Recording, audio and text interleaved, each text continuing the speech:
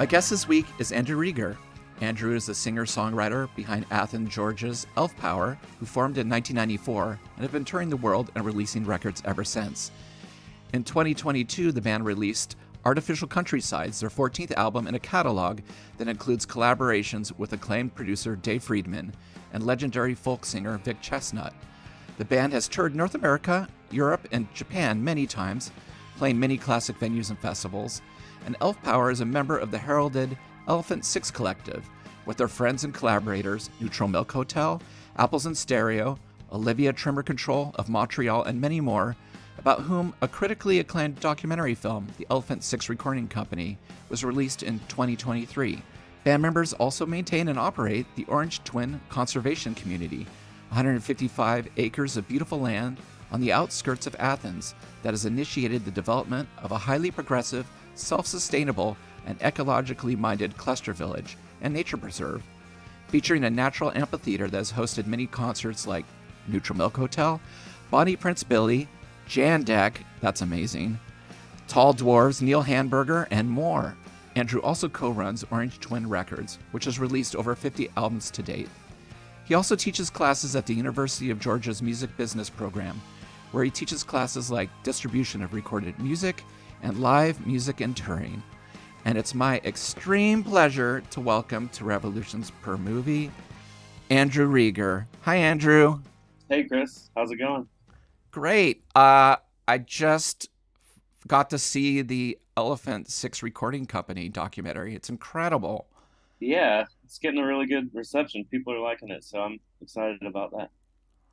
It was had such a heavy visual component. I would think I was kind of surprised that all of you seemed like budding filmmakers as well as musicians.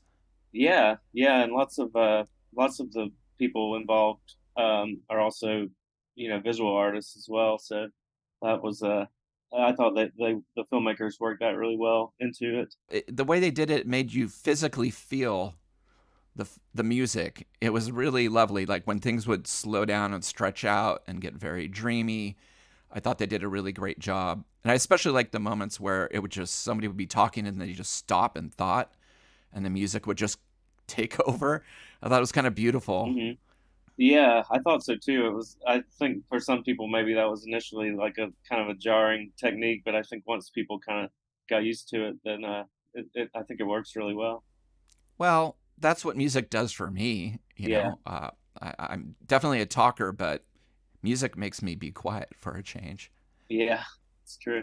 On a film that has so much archival footage and so much history and so many members and so many stories to tell, this film took a long time to make. Like, how long ago did this start?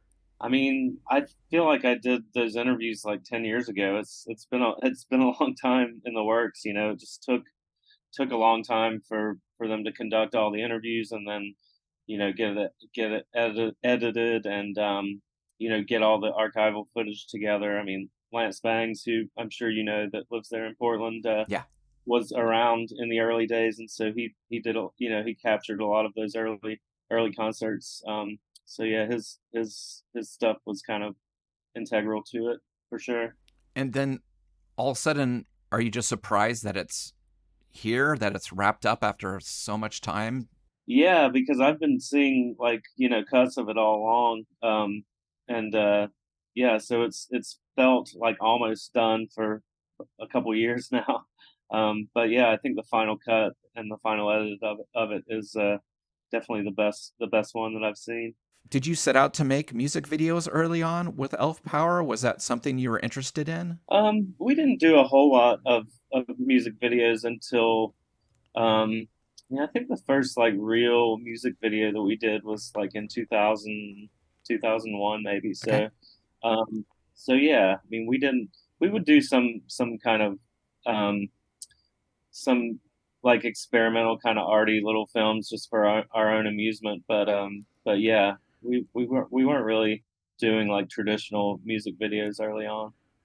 So when you're doing these films for your own amusement, was that just, would you have screening parties later, or were they just things that just people made and you never saw again? Was it just a moment? Yeah, pretty much. I mean, we would have little screening parties from time to time. to view some of those. But yeah, just pretty much for our own amusement. Yeah, I guess film was expensive still, Yeah, where you all had your own recording materials and could work from your inside your house. So I always wondered if things like that were cost prohibitive. I know it was for our music scene here in the Northwest. yeah, The film is just ripe with people standing there holding flowers in front of their heads, or there's that one band we were just talking about, Dixie. blood mustache. Yeah, they made films, Yeah, Dancing with Umbrellas, and yeah, they would show those films like as part of their performances. You know, they would have like that film with the umbrellas was shown like as like a opening to one of their performances, and they would have like installations set up in the 40 Watt Club where they would you know, you'd walk through these weird kind of fabric tunnels, and there would be people playing weird avant-garde kind of noises like in little on either side as you walk through the space. Yeah, it was pretty cool. Yeah. yeah, a lot of the bands would have a TV set on stage or a film Hmm. projector, and Yeah, like the music tapes had or you know, still have as part of their show this television named Static that actually is sings some of the songs and has like a face. You know, it's an actual static television with like a face that speaks and sings and is like considered to be a member of the group. So I it's was pretty. completely obsessed with that when they Yeah. showed that. I wanted to see that in real time so badly. One of the guys from Olivia Tremor Control, Eric Harris, had one of those Pixel Vision cameras. Do you know what those are? It's Yes, like those were child, amazing. a child's toy that records on a little cassette. And they would make some early films on that. He actually shot a video on the most recent Elf Power album using the. He still has that Pixel Vision camera, and we use that, and it's got a really cool kind of. I mean, it's very similar to, you know, recording music on a 4 track cassette. It's that same kind of grainy, kind of low resolution look. Yeah, it's pretty good analogy to a 4 track cassette recorder. You know. Yeah, I saw those recently, and I was going to ask you how you got those effects because it's really granulated, Yeah. and I didn't even think that it was a Pixel Vision. I just was like, oh, maybe they deteriorated the tape or they filmed it off the TV or whatever, but that makes total sense. It was Yeah. super effective. I really liked the new videos. Thanks. The one where the guy with the beard shows up. I don't is that who is that? The He just kind of appears in the while you guys are playing. He's wearing a Oh, robe. yeah, that's actually Robert Schneider from the Apples and Oh, Peanuts, really? I didn't recognize him. dressed as like kind of a galactic wizard type character. Yeah. Sorry. Yeah, I knew Yeah. it had to be Yeah. someone, but I couldn't put my finger on it.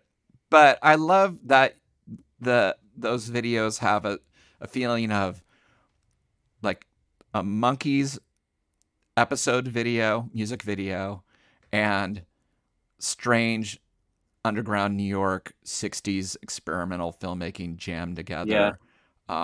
It's like got this sweet goofiness, but then it's got this kind of disturbing artistry to Uh-huh. it. Yeah, yeah. I thought there. I mean, I don't love making music videos. I kind of feel like like, um, you kind of have to try to make them these days. But I thought we. I was kind of. I was pretty happy with the ideas that we came up with for this latest batch, and I love the Eyelids videos too. Those you guys have some Oh, great ones off thanks. your recent album. I mean, especially with those, you know, facsimiles of yourself, those you know, models of yourselves that look so weird and creepy. I love those. We never have to age anymore. We're now 55 forever, which is so funny to be like, okay, now we're going to stop the aging process at the Right. point where there was really funny when my wife is a visual artist, Hmm. and I was telling her I was going to make these paper mache heads and John was going to make the Hmm. bodies. So I could slop together the newspaper on the Uh, balloon. And then I walked into her room and I was like, okay, so how do I paint this? What can you get me some paint for the eyes and the skin? And what should I do for the hair? And Yeah. she was like, do you just want me to do it? I was like, thank you. And the minute she started putting age lines on my doppelganger, Yeah. like, and making my eyes uneven, and she just had the photographic realness, I was like, thank you. That is exactly what I Yeah. wanted. And so, yeah, 55 Yeah. forever. I enjoy making those videos, but it is a lot of work and it's a lot to ask of people. And I just like to do things quickly and not bother people for too Yeah. long, including the band. That's why in the end I'm often like, well, it's animated, or let's use these fake things, because not everyone is as comfortable as me lip syncing Right. something. Yeah. So it can be a lot to ask. In the film, also, there was a double whammy where they showed it twice of you and your milk Yeah. experience. Totally shocked Uh-huh. me. I I now can't unsee it. But where did that happen a lot? Was that a one-time thing where you did a performance on stage where you were sitting reading the newspaper? Yeah. What So where did that come from? that was the first. That was like a variety show that we did at the 40 Watt Club. And everybody kind of did a song or like a little skit, and I just wanted to do something ridiculous. So that's me and my friend Kai Riedel, who's was in the band Matcha. I don't know if you I remember Matcha. loved Matcha. He Yeah, was brilliant. yeah, yeah. Um, so yeah, it's just a kind of a ridiculous thing that looks good visually. And then the second time that it's shown was that's Lance Bangs got me to do it again for the Bell and Sebastian video Dirty Dream #2, which he filmed in Athens and had a lot of us, a lot of the Elephant Six folks were in that Bell and Sebastian video. And so Lance got me to redo the milk trick for the Bell and Sebastian video. That is amazing. My wife, who was watching it with me, was so grossed out. She's not a milk fan anyway, but she was just like, "Oh, it's happening again. They do it twice in this film."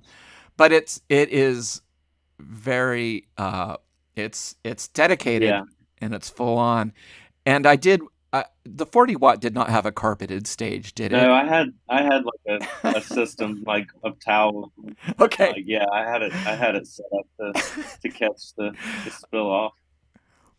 I just wasn't sure if maybe that the odor of the milk is still in the 40 No, watt that somehow. that It's was just it seeped was down. gross to wash those clothes. Oh yeah, it was after twice. I was like, I retired the milk trick.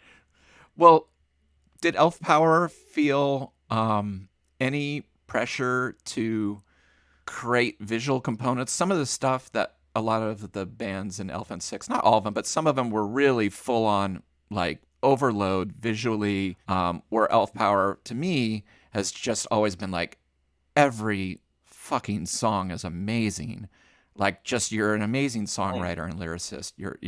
I just love your albums, and it's one of those things where there's no waste on your records. They're really kind of, I love that about that, the way you write pop music. But did you ever feel the pressure or the urge to kind of like bring more of those elements into it, or did you feel like, well, no, we're just doing our own thing and we're just part of this world?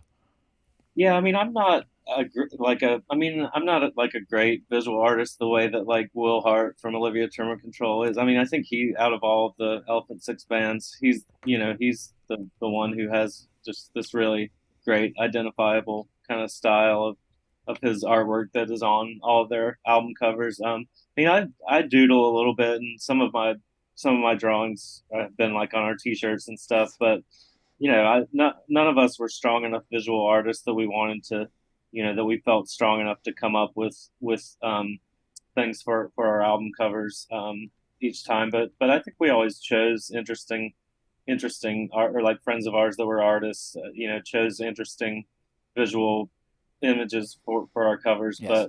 But yeah, none of us were as accomplished artists as like say Will from Olivia. Well, all those early Elephant Six records, whether it was the Minders or You or Olivia Tremor Control, those singles and things that were coming out in the early 12 inches definitely stood apart in a record store. Yeah. Had maybe a tip of the hat to the Flying Nun sensibility, Yep. where you weren't surprised when you flipped it over and you saw the logo on it that that's what it was. You're just drawn to it. Right. Um, in a kind of a funny way, like when you saw Pettibone stuff, SST, you're just like, all right, this is part of this world.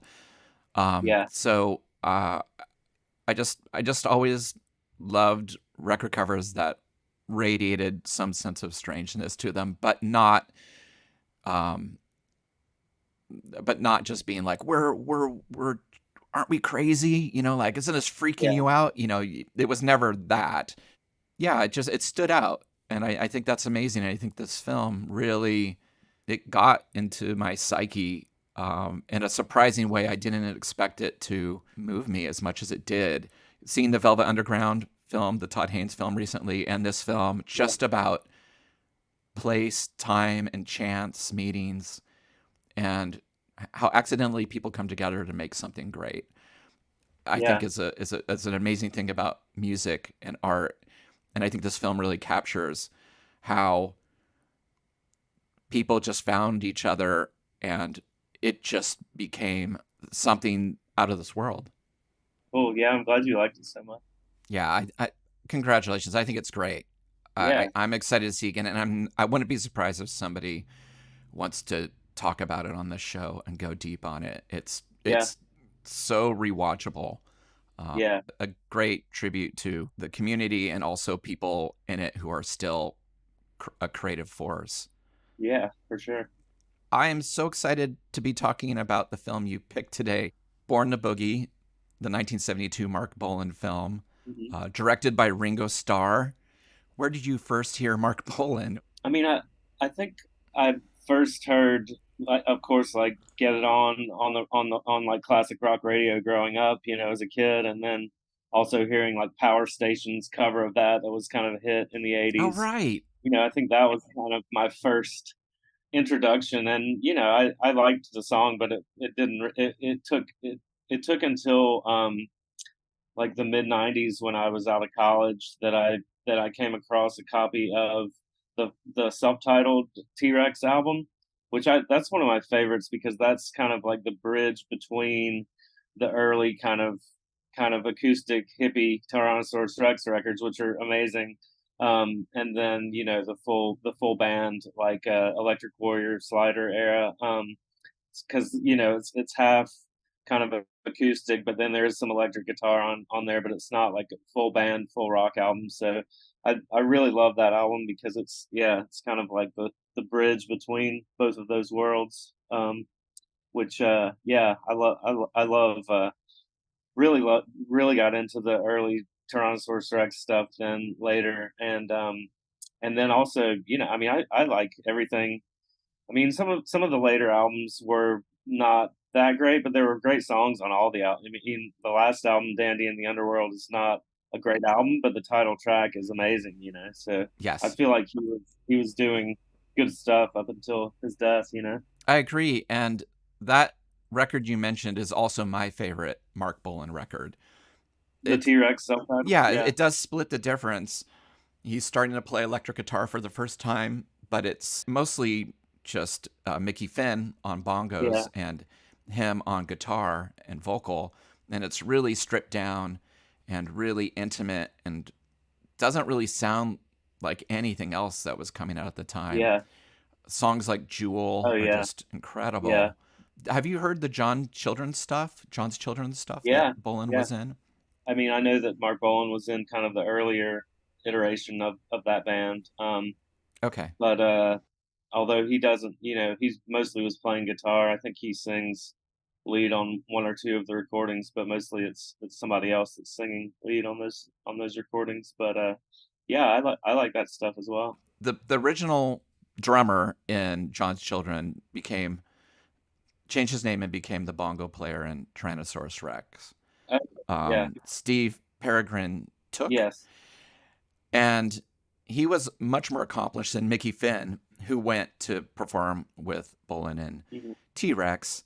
But I guess there was a really ill fated tour where Tyrannosaurus Rex as a two piece were touring the US and they were really competing with electric rock bands at the time, and took, when they were playing in LA, would start whipping himself on stage until he bled.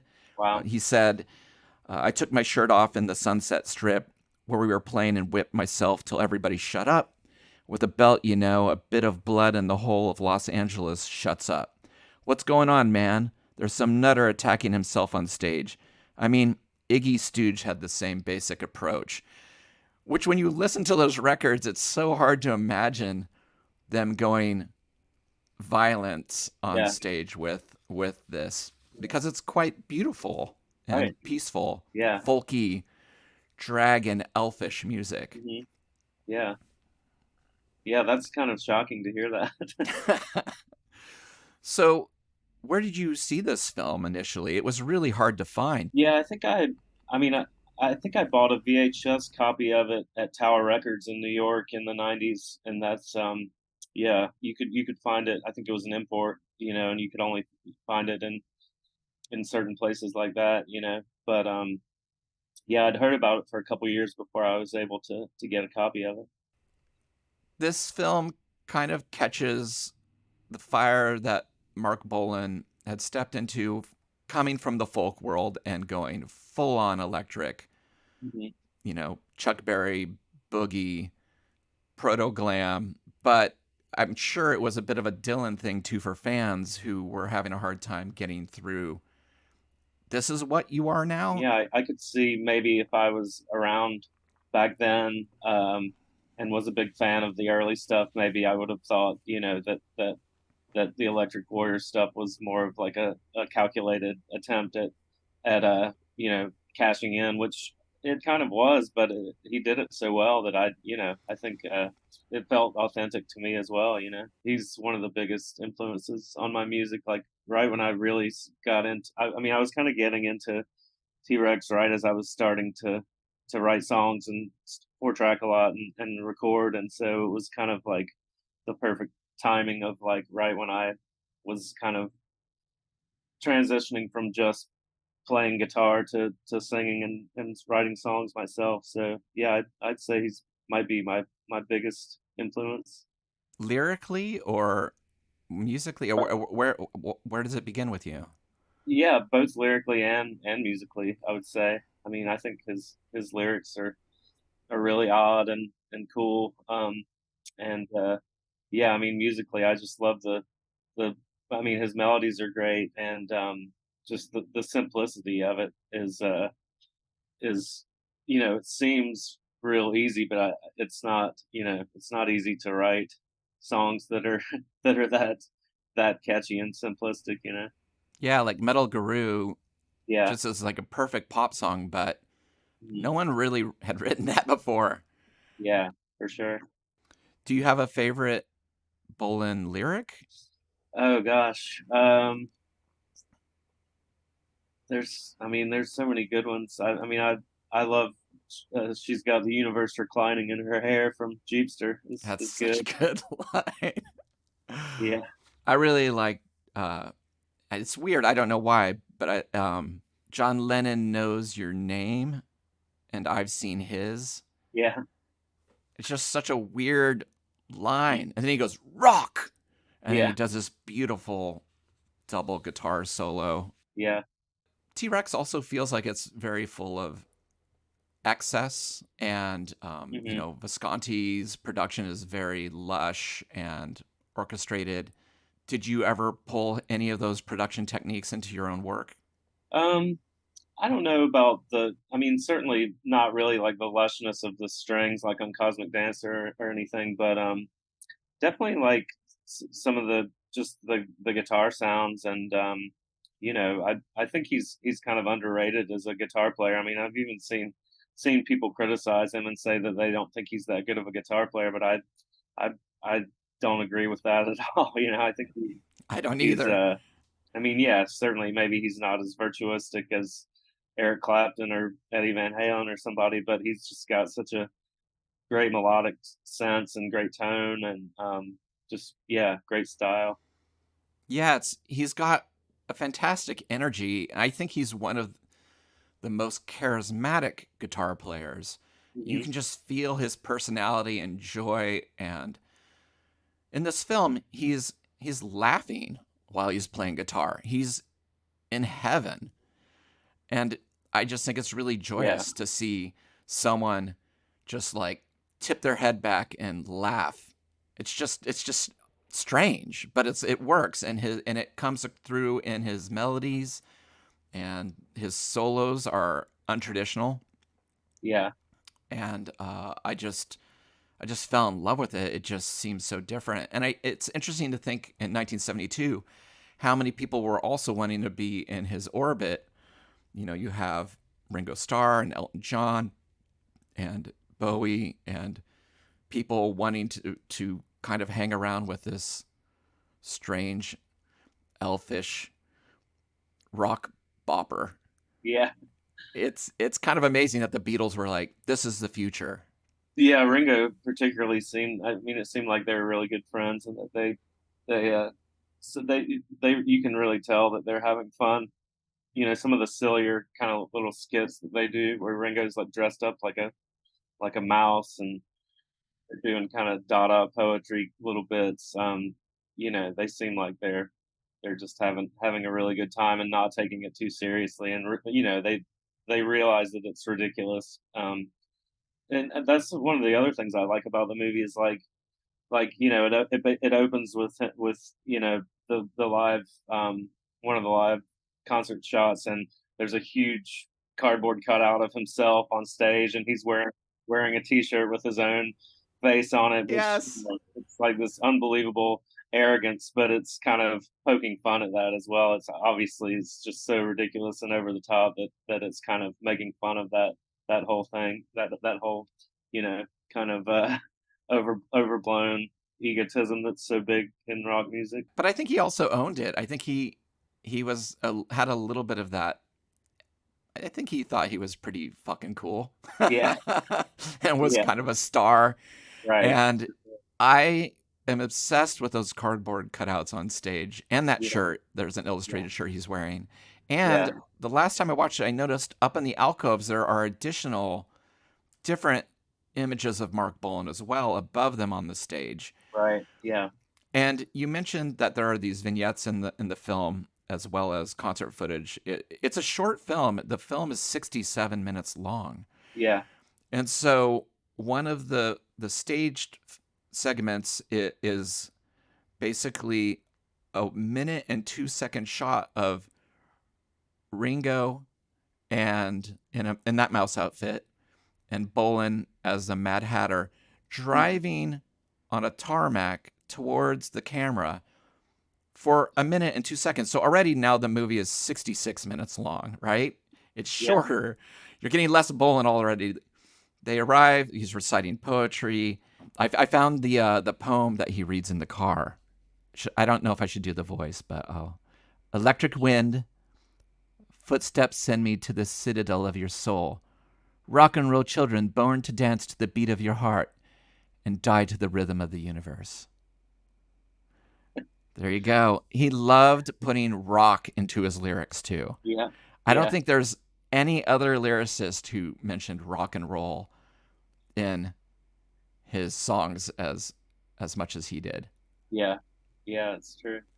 It's kind of beautiful and slightly funny and pretentious and cool Yeah, all at the same time. And yeah, then Ringo's just eking next to him as a mouse. And then in the field, slowly being pulled across that you can't see how is the giant cutout of Marc Bolan with a guitar. yeah. Then all of a sudden, the Eater of Cars shows up, which is based on a lyric of Bolan's from a previous album, and Uh-huh. starts eating the side mirror. Yep. And the actor who's playing the Eater of Cars was also in Magical Mystery Tour Right. as Yeah. a photographer, Yep. and also later played one of the Oompa Loompas in the '71 film. But Ringo obviously met him on the shoot of Magical Mystery Tour, and there's definitely a direct line from that film to this film in terms of the stage sequences. Yeah, I could definitely see some Magical Mystery Tour influence on Born to Boogie for sure, at least in those sequences. So the concert footage is it's at the beginning of T-Rex Mania. There are people Yeah, with the scarves that say Bolan on it. There's a little bit of a tip of the hat to the glitter that's forthcoming on Glam, but not as much as you see in the Ziggy Stardust film later down the right. road. It has a Beatlemania feel. Yeah, Some of the criticism that I've heard about Bolan was he was kind of a teeny bopper, that he had these young mhm, fans, young rock fans, and people didn't take him seriously. I think he's a really amazing artist who moved through folk and rock and the beginning of glam and the end of glam and disco and funk.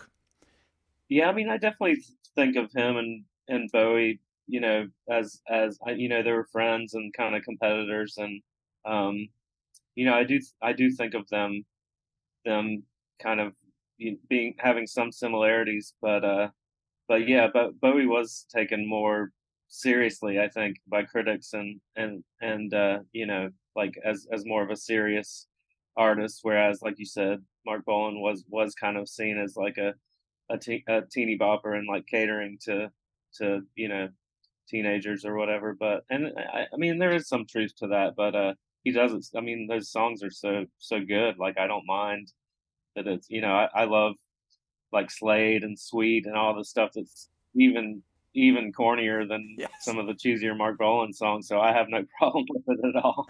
Agreed. Agreed.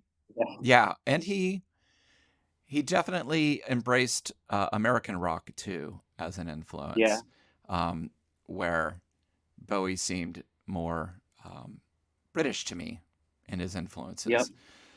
Yeah. So I think hearing Bang a Gong on classic rock radio was kind of strange growing up because I didn't know what T Rex was. I couldn't find those records very easily. Well, yeah, I mean, I just remember hearing that song on the radio growing up and liking it okay, but I wasn't, you know, it didn't really I mean, it didn't really make me wanna seek or like you said, you didn't really find his records in stores, you know? I mean, he wasn't that, you know, that well known in America. Um, so yeah, it just took me a long time to kind of follow up on that, you know, initially just hearing that one song on the radio. I used to play this film all the time in the video store. Just so much energy pouring off that live footage. They're heavily overdubbed later, which is really weird because they're still kind of sloppy. Mm, But his voice goes away, his head goes away from the mic, and you can still hear him singing. There's backing vocals. You don't see backing vocalists on stage. The guitars are doubled. There's double leads. So I found it a really interesting choice to still keep the energy and kind of the slop that was coming off of that performance, but then layer on it to make it more professional. I guess it's a strange yeah. choice.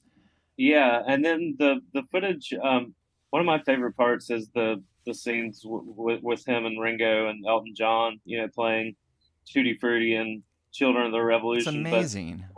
but those performances seem like they're not exactly live because there's it seems like he's covering his mouth with the microphone to mask the fact that it's not Yes. quite on. Do you know what I'm talking about? It's very Yeah. strange. Well, and also, he's sitting inside the piano that Elton's playing, Well, yeah, and there's also another sequence where they're having a picnic, I guess, with yeah, some nuns eating hamburgers and Mickey Finn as a vampire. And that was shot on John Lennon's estate. I guess that's where they shot the Imagine video too. right. Yeah, And he does a pretty amazing medley. it's like I know Hot Love is in there, and what else? Maybe Slider, a little bit of Jeepster. Yeah. Do you know who that actor is that is cooking the hamburgers? He looks familiar, but I meant to research that, but I couldn't. Yeah, the waiter is a Mhm. guy named Jeffrey Balden. Okay. And he was in a show called All Creatures Great and Small, and he was in a 80s cult hit called The Monster Club. But Okay. I guess he was best known for playing a character called Catweasel, Oh, right. Yeah. which is a medieval wizard who's transported to the modern age. Have you seen that? Yeah. It's funny because I heard that Marc Bolan was a huge Catweasel fan. He talks about it Wow. in interviews, and I tracked down. I think before YouTube, I like ordered some like dubbed video cassettes of it, and it's a fun show. It's like a guy who gets time travels from like medieval times to present times, and is like confounded by modern technology and stuff. It's a funny show. But yeah, I guess I didn't realize that was the guy who played Catweasel. Yeah, That's so cool that he was like, yeah, I want yeah, Catweasel yeah, to be in this and say, yeah, some people like to rock, some yeah. people like to roll. I mean, I think it's a really fun, inviting film. If you're not a Marc Bolan fan, is this a watchable film, or do you have to kind of be in love with Bolan to love this? No, I think it could. I think a casual viewer would enjoy it. At least I mean, they might think that the stage sequences are a bit silly, but yeah, I mean the live performances are kind of undeniable. If you're a music fan, I think you would think that those are great. Yeah. Do you have a favorite live song from that film? I mean, God, there's so many good ones. I I mean, know. Hot Love is really good. That ending, just he's really whipping the crowd into a frenzy. That just super repetitive ending is so good. And then yeah, I guess at the end of Get It On, where he's playing the guitar with the tambourines and like just doing super noise kind of freak out using the tambourine as like a slide on the guitar. I timed it. That is an 11-minute Yeah, version, and he yeah, plays a tambourine on a guitar solo yeah, for over 6 minutes of that 11-minute song. But it flies by, yeah, and it yeah, sounds cool, and it's weird, and it's just electrifying. yeah. Definitely can see like some Jimi Hendrix influence on at least on that part. Yeah, there's a couple other great live concert moments. One is they cut to one lone dude in the audience bummed out. Do you know what I'm talking about? Yeah, yeah, And then it pulls back really quick and it shows him surrounded by all these fans going like, ah. yeah, And then it cuts back to him. It's just such a funny choice to be like, this guy's not enjoying the Marc Bolan yeah, experience at all. yeah, And the other scene I love is Mickey Finn yelling off stage to his drum techs, his bongo techs, to come fix a couple of his mics. yeah, There are 16 mics on those bongos, and he's like, "Get over here, get it! They're not right." And I just thought it was such a funny thing. It's the most over mic'd instrument on stage, yeah. and it cracked me up. I love the acoustic version of Spaceball Ricochet too, where he's kind of Yes. sitting cross-legged on the floor. That's a kind of a nice kind of bring it down moment. That and Cosmic Dance are really really cool versions, acoustic versions. Yeah, he seems really comfortable. And again, microphones kind of drooping, and he's kind of laughing, and he seems. I don't know. I don't know much about Marc Bolan as a person, but he seemed charming as hell on Yeah, stage. He just gives yeah, off a charisma, and again, that's why I think there are some guitar players like you mentioned Eric Clapton. He may be a good guitar player, but I'm not getting necessarily a sense of who he is as a person in his playing. yeah, And Marc yeah, Bolan, I totally get a sense of who this person is, and yeah. I think that's wonderful. And so I tend to gravitate towards players who are more like that. Yeah, I mean, same here. Like, somebody like Kurt Cobain, who technically is maybe not a great guitarist, but he's just got such his, you can really hear his personality in his like leads and stuff. I had another question concerning concert films. I just recently saw the extended Ziggy live concert film, which focuses a lot on audience members, just like this film does. And I always wonder if some of the people who are focused on in the film might have never seen the film that they're being focused on, because they tend to zero in on a couple subjects over and over again in these Yeah, films. And you start to know them, like, oh, there's yeah, red haired, curly haired glitter girl. yeah, It's always been a mystery to me. I'd always like to find out if these people ever knew. yeah. Man, wouldn't that be cool to have like a an update? Like, where are they now? Like, if they could track down those audience members and talk to them about what they their remembrances of that. I know that when Jeff Krulik shot Heavy Metal Parking Lot, he tracked down a lot of the people, and some of them had never seen it. And they were like, Yeah, "You're a star. Like, people know you. They love you. They quote you." And other people were like, right. "Yeah, my friends told me they saw it on, Uh-huh. a VHS, and nice to Yeah, meet you. Oh yeah, that was a wild show." So it just got me thinking, even in something like the Elephant Six movie, there is so much of it is concert footage and people dancing and being part of it and being pulled on stage.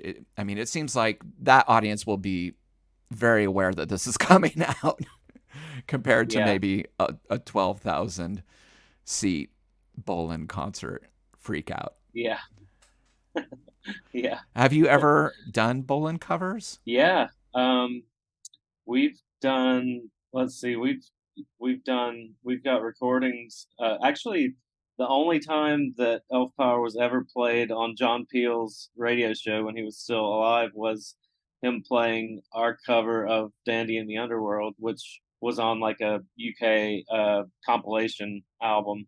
And yeah, apparently John Peel liked our version of it enough to play it on his show, so that was cool. Um, That's amazing. yeah, we did a we have a version of Hot Love on our cover song album.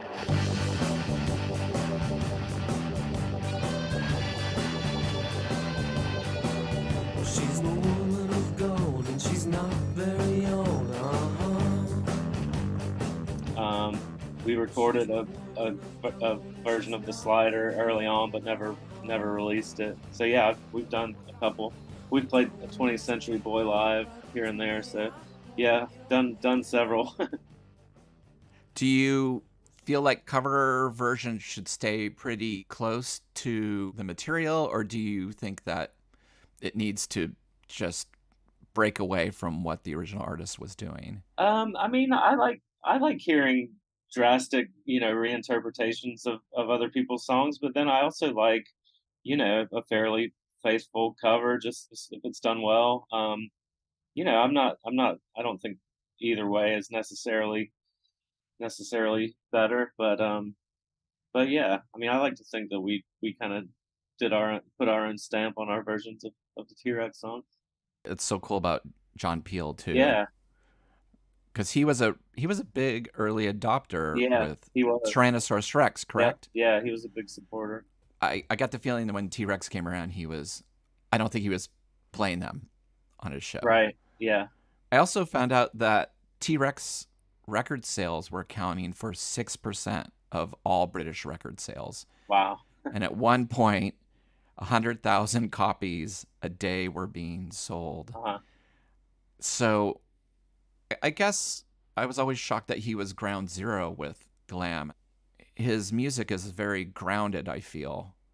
And that always was interesting to me as somebody who is considered Yeah. the person who started the glam movement. Yeah, and it has, very, like you said earlier, like very strong ties to like 50s rock, Chuck Berry influences and stuff like that. Even like some of his stage moves in Born to Boogie are like pretty much just ripped off from Chuck Berry. He kind of does Yeah. like the duck walk kind of moves and stuff like that.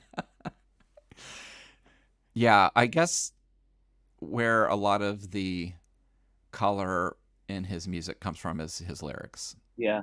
There's some great moments with fandom of people storming the stage. I don't know why I always enjoy that when audience members break through and they hug someone.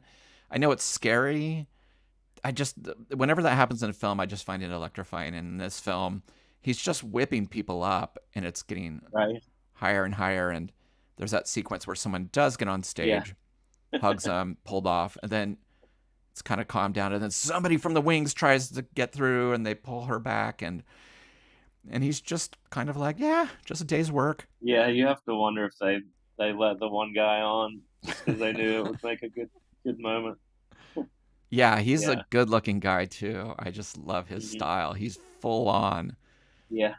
The film is bookended also by a sequence of Mark playing guitar, being a complete maniac with just his Gibson and a Fender amp.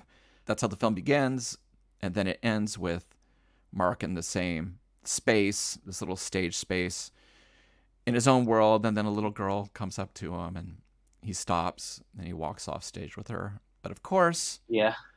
it's not a complete film without the eater of cars showing up again Yeah. to start eating his Fender amp. And I don't know. I love that sequence.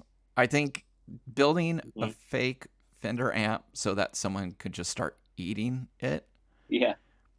I I consider one of the high special effects marks of our lifetime. Yeah. That's a pretty great part. Are there any songs that you wish were performed or represented in this movie out of his career? I mean, it would have been nice to hear some of the early, Tyrannosaurus Rex stuff because I love that stuff so much. But I can see why he wanted to kind of focus it on his, the hits of it's mostly Electric Warrior and Slider era stuff. So I mean, yeah, of course, as a fan, you could always have a wish list of obscurities that you wish that he would have played. But yeah, I mean, I feel like the the choices that he made were pretty great ones. It doesn't feel like a 67-minute film to me. Yeah, yeah, I was really shocked at that running time. yeah, It seems pretty full and complete. And I think Ringo did a pretty good job. yeah, I mean, there's some dumb stuff like them cracking each other up on the tarmac trying to say, some people like to rock, some people like to roll, and then they just start. It's just, they got the giggles, they're high or whatever. But it's kind of yeah, lovely because they're just like, well, we have all day. We're not worried about yeah, wasting film or money. yeah, And the fact that they put it in there, I don't know, I think it's super charming, and I think the film, it works on that level. yeah, for sure. You also at one point visited where Mark tragically had his car crash. What is Hmm. that area like? Is there some like something set up for him or remembrance? Yeah, so it's where where his car went off the road in London and crashed where he died, and there's fans have set up like a memorial there. There's like a statue of him, and then there's just like fans come and leave flowers and drawings and stuff there. So there's just like these a little kiosk with all these drawings and things pinned to it, and yeah, it's just a really cool. I I was in London a couple years ago, and I yeah, made kind of a pilgrimage to because I'd heard about it, and it's kind of hard to find, but you can find directions online. But it's just in like a residential area, and there's nobody else there when I went there. But yeah, it's pretty cool. That's amazing. That's lovely. He was Yeah, having at the time of his death, he was having a resurgence. He had his own TV show, Mark. Have you seen that footage of that show? yeah, I love yeah, that show. yeah. There's some great performances. He was, Hawkwind does a really good one on there, and Generation X. The Dam, Generation X. Yeah, there's some great. And then that scene of him and Bowie performing together, like right before he died, where Bolan gets shocked by the microphone, like kind of playfully falls down. It's great, and I love that certain artists were given a pass in the punk world. Like Yeah, like Phil Lynott from Thin Lizzy. They were like, we yeah, love him. You know, yeah, we want to collaborate. We want to be on your TV show, Marc Bolan. Of course, you meant a lot yeah, to us. Instead of looking down their nose at it. yeah, One of my favorite things on the show is he'll be lip syncing on this show to kind of different recorded versions than the albums. I think it probably had to do with the rights or licensing to perform them on Yeah. the stage. So it's also interesting to watch because you're hearing these singular versions that you can't find anywhere else. So he'll be doing a different version of Jeepster, and he'll be like stomping around the stage, being a maniac, and like jumping and squatting and just doing everything. And then he runs over to the live mic and he's like, hey, yeah, that was called Jeepster. Coming up. He's just totally out of breath. He's put everything into this thing. And I love that he runs over and he's just like, okay. It's just, it just seems so charming and cool. Yeah. It's nice to meet somebody who, that this artist means as much to them as it did to me, because I feel like there's my life pre-Bolan and my life post-Bolan. He's like one of the 10 things I've heard in my life that flipped a switch in me. Yeah, same here. Yeah. That's amazing. So at the end of every interview, I ask the same question, but I tailor it to the film. So it's on a scale from 1 to 10, with 1 being the lowest for the film and 10 being the highest. Mm-hmm. On a scale from 1 to 10, how many Marc Bolan cutouts do you give this film? Oh gosh, I would have to say, let's say 9. That's healthy. I love it. That's right. That is the right answer. Yeah. It is, because 10, you got to move them when you move to your next place. It takes up a lot of space. Yeah. So. Yeah, and as much as I love Born to Boogie, I mean, it is flawed in some ways. I wouldn't say it's my absolute favorite like concert film ever, but it's up there. It's really good. But it's, if I wasn't as big of a super fan of him as I am, maybe I would love it a little bit less. So. I think it's what we got. I mean, that's one of the things about it is this is what we have. Yeah. And so you kind of have to take it with a little bit of a grain of salt, that it's goofy at times. Yeah. But the performances are undeniably fantastic. Yeah, agreed. And it's just a great era of his songwriting. It's just, there's not a weak track in the film. Yep. Well, thank you so much, Andrew. It was really great to see you. I appreciate it. Yeah. Yeah, thanks for having me. Some people like to rock. Some people like to roll. But a moving and a grooving is going to save your soul. Satisfy your soul. Satisfy your soul. Thank you. All right. Thanks, Chris. Thank you for listening to Revolutions Per Movie. We release new episodes every Thursday, so be sure to search for the show on your favorite podcast app and subscribe to the show. And if you've enjoyed this, it would mean a lot to me if you would rate and review it as well. You can follow us on social media at Revolutions Per Movie, and also find out more information about our various guests in the episode show notes. Thanks again, and we'll see you next week. Bye!